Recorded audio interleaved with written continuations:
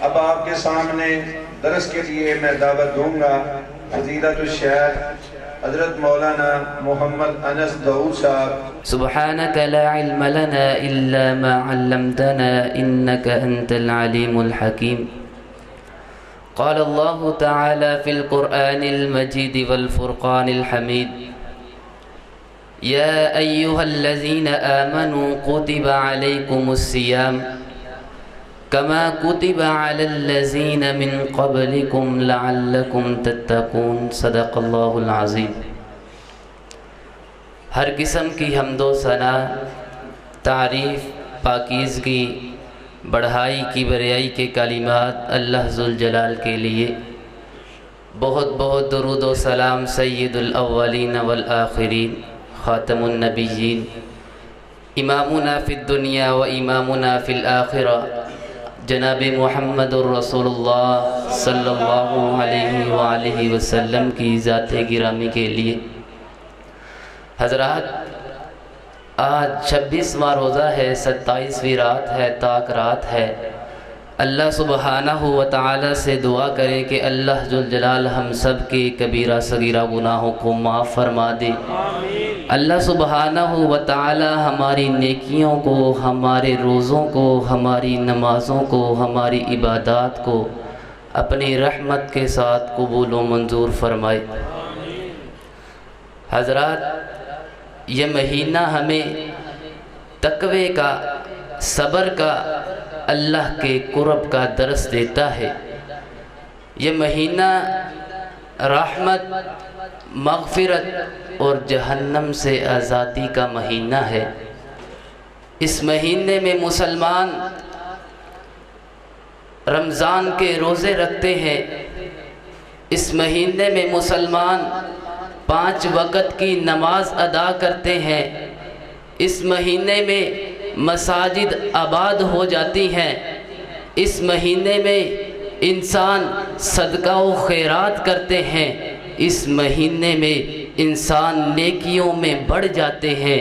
لیکن حضرات، سوال یہ ہے، کیا رمضان المبارک کے بعد بھی ہم اسی طرح نمازوں کو ادا کریں گے؟ سوال یہ ہے، کیا رمضان المبارک کے گزرنے کے بعد بھی ہم قرآن پاک کی تلاوت کریں گے؟ سوال یہ ہے، کیا رمضان المبارک میں جو ہم صدقہ و خیرات کرتے ہیں، کیا رمضان المبارک کے بعد بھی ہم اسی طرح صدقہ و خیرات کریں گے؟ حضرات، لمحہ فکریہ ہے، ذرا سوچئے، رمضان المبارک کا مقصد سمجھیے۔ اللہ سبحانہ و تعالی نے فرمایا، یا ایھا الذین آمنوا کتب علیکم الصیام، اے ایمان والو، کتب علیکم الصیام، تم پر روزوں کو فرض کر دیا گیا ہے، کما کتب علی الذین من قبلکم، جس طرح تم سے پہلے لوگوں پر فرض کیے گئے تھے، لعلکم تتقون، تاکہ تم متقی ہو جاؤ۔ اپنے دل میں اللہ کا خوف پیدا کر لو، اپنے دل میں اللہ کا ڈر پیدا کر لو۔ حضرات، رمضان المبارک کا یہ نہیں کہ رمضان المبارک ہم نے گزار لیا، بلکہ اصل کامیابی یہ ہے کہ رمضان المبارک ہمیں بدل کر چلا جائے۔ جس طرح ہم رمضان المبارک میں پابندی کے ساتھ 5 وقت کی نماز کو ادا کرتے ہیں، اسی طرح رمضان کے گزرنے کے بعد بھی ہم نے اس کو چھوڑنا نہیں ہے، اسی طرح نمازوں کو ادا کرنا ہے۔ حضرات، اس کا مقصد سمجھیے۔ اللہ نے فرمایا، لعلکم تتقون، اپنے دل میں تقوی اختیار کر لو، اللہ سبحانہ و تعالی سے ڈر جاؤ۔ حضرات، جس کے دل میں اللہ کا خوف ہوگا، وہ کیا گناہ کرے گا؟ وہ کیا نمازوں کو چھوڑے گا؟ وہ اللہ ذوالجلال وہ مسجد میں آ کر نماز کو پابندی کے ساتھ پڑھے گا جس کے دل میں اللہ کا خوف ہوگا۔ اللہ فرماتے ہیں، ان اکرمکم عند اللہ اتقاکم، میرے ہاں وہی لوگ معزز ہیں جو مجھ سے ڈرتے ہیں۔ حضرات، یہ رمضان المبارک کا آنے کا مقصد ہے لعلکم تتقون، تاکہ آپ اپنے اندر اللہ کا خوف طاری کیجئے، اللہ سبحانہ و تعالی کا ڈر اپنے دل میں اپنے دل میں اللہ کا خوف طاری رکھیے۔ حضرت ابو ہریرہ رضی اللہ تعالی عنہ رسول اللہ صلی اللہ علیہ وآلہ وسلم سے سوال کرتے ہیں کہ لوگوں میں سب سے زیادہ معزز کون ہے؟ مجھے بتلائیے کہ لوگوں میں سب سے زیادہ معزز آدمی کون ہے؟ تو رسول اللہ صلی اللہ علیہ وآلہ وسلم نے فرمایا جس کے دل میں سب سے زیادہ اللہ کا خوف ہوگا، اللہ کا ڈر ہوگا، وہ ہاں سب سے زیادہ لوگوں میں معزز وہ آدمی ہے۔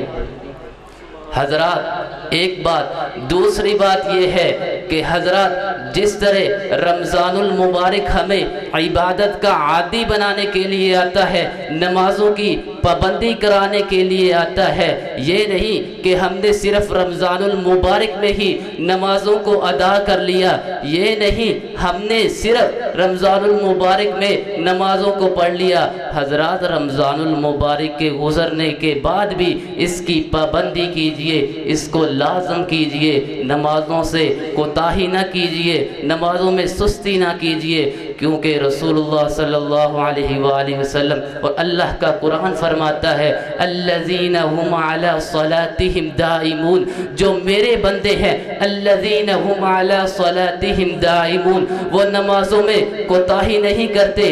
یہ نہیں کہ مہینے کے نمازی ہیں، ایک ماہ کے نمازی ہیں، صرف رمضان المبارک کے نمازی ہیں، یہ نہیں، میرے بندے وہ ہیں الذین هم علی صلاتہم دائمون، میرے وہ بندے ہیں جو ہمیشہ نمازوں کی پابندی کرتے ہیں، اس میں سستی نہیں کرتے، اس میں کوتاہی نہیں کرتے، رمضان المبارک کے بعد بھی نمازوں کی پابندی کرتے ہیں۔ الذین هم علی صلاتہم دائمون، جو ہمیشہ نمازوں کو ادا کرتے ہیں، ایک مہینے کے نمازی نہیں، یہ میرے بندے ہیں۔ اولئک هم الوارثون، جو نمازوں کی حفاظت کرتے ہیں، یہی وہ لوگ ہیں۔ اولئک هم الوارثون، میں ان کو وارث بناؤں گا۔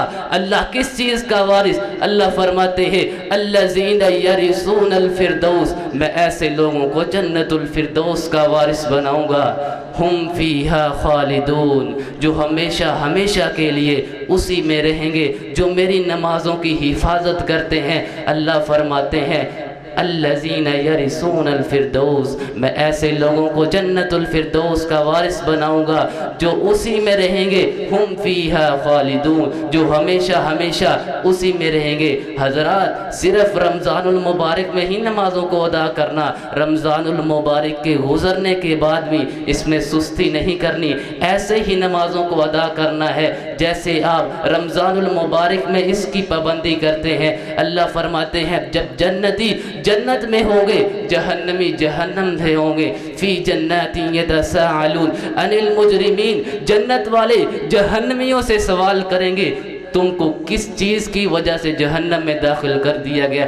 ما سلککم فی سقر، کس چیز نے تم کو جہنم میں داخل کر دیا؟ وہ کہیں گے قالوا لم نک من المصلین، ہم نمازوں کو نہیں پڑھتے تھے، ہم نمازوں میں سستی کرتے تھے، کبھی پڑھ لی کبھی چھوڑ دی، کبھی پڑھ لی کبھی چھوڑ دی، ہم نمازوں میں سستی کرتے تھے، اس وجہ سے اللہ ذوالجلال نے ہمیں جہنم میں داخل کیا ہے۔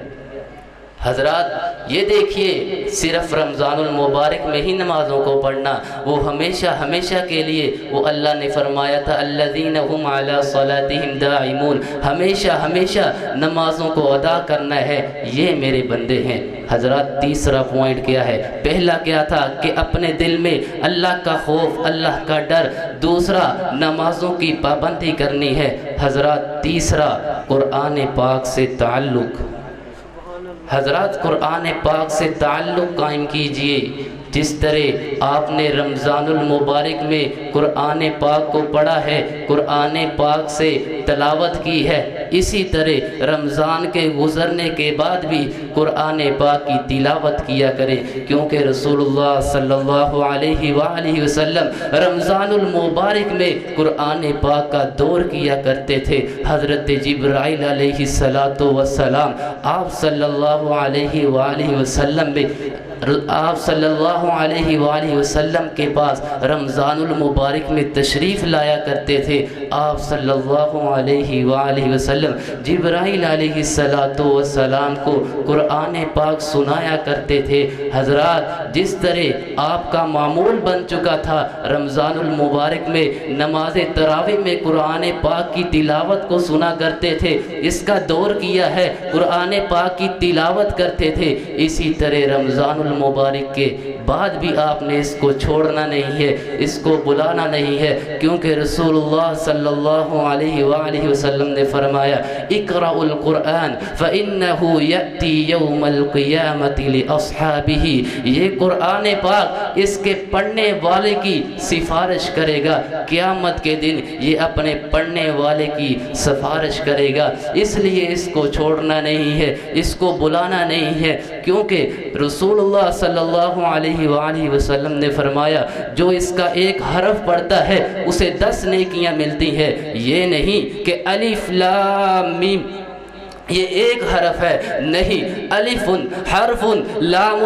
حرف، میم حرف، یہ ایک حرف نہیں ہے بلکہ یہ 3 حرف ہے، اس کو 30 نیکیاں ملے گی۔ حضرات، یہ دیکھیے رمضان المبارک کی برکت، جس میں آپ قرآن پاک کی تلاوت کرتے ہیں، آپ کے ایک ایک حرف پڑھنے کی وجہ سے اللہ سبحانہ و تعالیٰ آپ کو 10 نیکیاں عطا کرتے ہیں، اس کو بولنا نہیں ہے، اس کو چھوڑنا نہیں ہے، کیونکہ اللہ سبحانہ و تعالیٰ نے اپنے قرآن پاک میں ارشاد فرمایا وَمَنْ أَعْرَضَ عَنْ ذِكْرِي، جو میرے ذکر کو بول جاتا ہے، قرآن پاک کو بول جاتا ہے، وَمَنْ أَعْرَضَ عَنْ ذِكْرِي فَإِنَّ لَهُ مَعِيشَةً، میں اس کی معیشت کو تنگ کر دیتا ہوں، یہی بس نہیں، وَنَحْشُرُهُ يَوْمَ الْقِيَامَةِ أَعْمَى، میں قیامت کے دن اس کو اندھا کر کے اٹھاؤں گا، وَنَحْشُرُهُ يَوْمَ الْقِيَامَةِ أَعْمَى، جو میرے قرآن کو بول جاتا ہے، اس کی تلاوت کو چھوڑ دیتا ہے، الماریوں میں رمضان کے گزرنے کے بعد الماریوں میں رکھ دیتا ہے، اسے بلا دیتا ہے، میں اس کو وَنَحْشُرُهُ يَوْمَ الْقِيَامَةِ أَعْمَى، قیامت کے دن اندھا کر کے اٹھاؤں گا۔ حضرات، درس کا جو میں نے 3 باتیں بتائی، ایک اپنے دل میں اللہ کا خوف پیدا کرنا ہے، دوسرا نمازوں کی پابندی اسی طرح رکھنی ہے جس طرح رمضان المبارک میں رکھی ہے، اور قرآن پاک کی تلاوت بھی اسی طرح کرنی ہے جس طرح آپ رمضان المبارک میں یقیناً قرآن پاک کی تلاوت کرتے ہوں گے، اور چوتھی اور آخری بات گناہوں سے بچنا ہے۔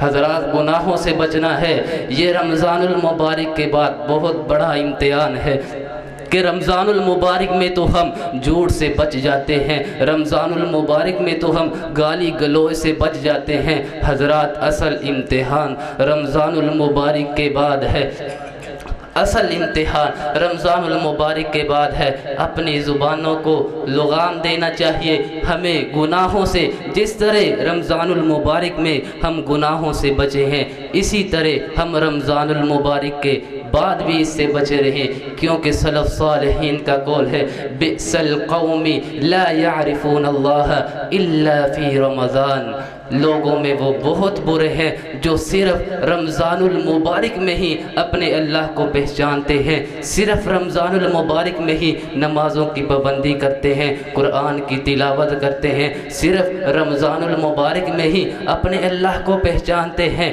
پھر رمضان المبارک کے بعد بھول جاتے ہیں، یہ لوگوں میں بہت برے ہیں۔ حضرات، آئیے اللہ ذوالجلال سے دعا کریں کہ جس طرح ہم رمضان المبارک میں نمازوں کی پابندی کرتے ہیں، رمضان المبارک میں نمازوں کی پابندی، رمضان المبارک میں جس طرح ہم قرآن کی تلاوت کرتے ہیں، گناہوں سے بچتے ہیں، اسی طرح ہم رمضان المبارک کے بعد بھی ان کاموں کو اپنائیے کہ تلاوت کیجئے۔ اللہ سبحانہ و تعالیٰ سے دعا ہے کہ اللہ سبحانہ و تعالیٰ ہمیں ان باتوں پر عمل کرنے کی توفیق عطا فرمائے۔ اللہ ذوالجلال اس رات کو لیلۃ القدر کی رات بنا دے، جس طرح رسول اللہ صلی اللہ علیہ وآلہ وسلم سے سیدہ عائشہ سوال کرتی ہیں اگر میں لیلۃ القدر کی رات کو پا لوں تو میں کون سی دعا مانگوں؟ تو رسول اللہ صلی اللہ علیہ وسلم نے فرمایا جس طرح قاری صاحب نے فرمایا تھا اللہم انکا عفو تحب العفو فاعف عنی، کہ اللہ تو معافی کو پسند کرتا ہے، تو مجھے معاف فرما دے۔ اس کو لیلۃ القدر اس میں کثرت کے ساتھ اس دعا کو پڑھیے۔ اللہ ذوالجلال سے دعا ہے کہ اللہ جو کچھ بیان کیا ہے مجھ سمیت آپ کو اس پر عمل کرنے کی توفیق عطا فرمائے۔ وآخر دعوانا ان الحمد للہ۔